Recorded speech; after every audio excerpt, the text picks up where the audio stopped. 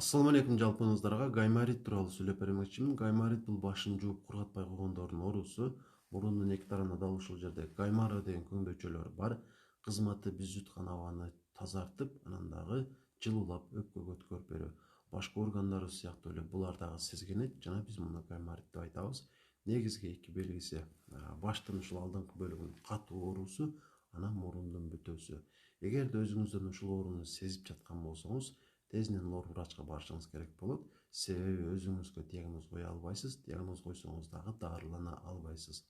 Тезинен барышыңыз керек дегенин дагы бир себеби, эгерде оору өтүшүп кетсе, андан дагы начар ооруга, менингитке алып барышы мүмкүн. Жана ошондой эле кулакты дагы сезгетип коюшу толук ыктымал. Ошол себептүү лор врачтын айткандарын так аткарышка туура келет.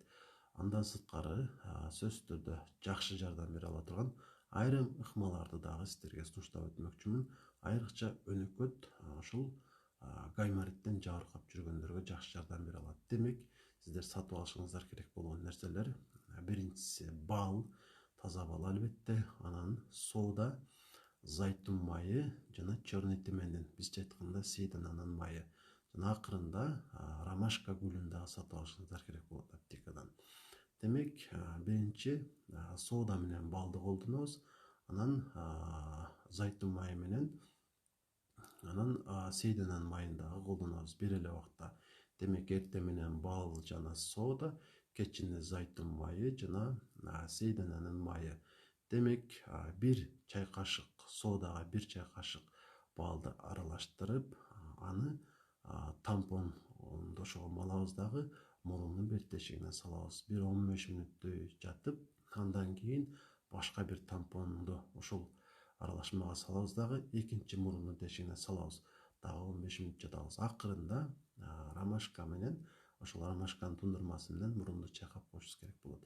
Кечинде дагы дал эле ушул нерсени аткарабыз, бирок зайтун майы жана сейдана майы менен. Бул нерсени 5-10 күнгө чейин аткарсаңыздар болот. Сөзсүз түрдө жакшы жардам берет.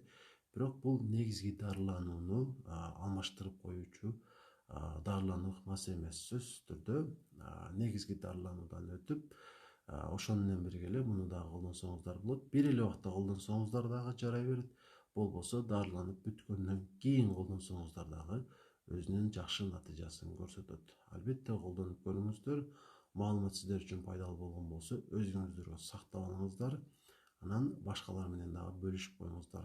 Каналды биринчи жолу болуп аткан болсоңуздар, сөзсүз түрдө катталып коюшту дагы унутпаңыздар. Анткени сиздер үчүн ушундай пайдалуу маалыматтар байма бай чыгып